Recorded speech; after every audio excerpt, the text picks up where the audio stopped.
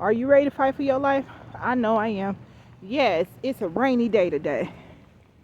And I'm out here because in order to get the weight off when it's raining, when it's cold, when it's snowing, you have to be consistent. Now, my choice of exercise was walking.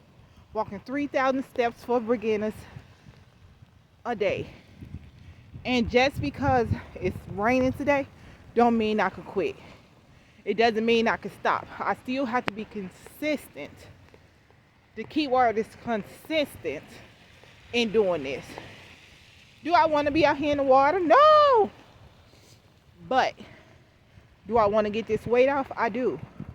So if that means bundling up, which I have, sweaters, jackets, hood, an umbrella next time, then I will. I will do just that and fight for your life.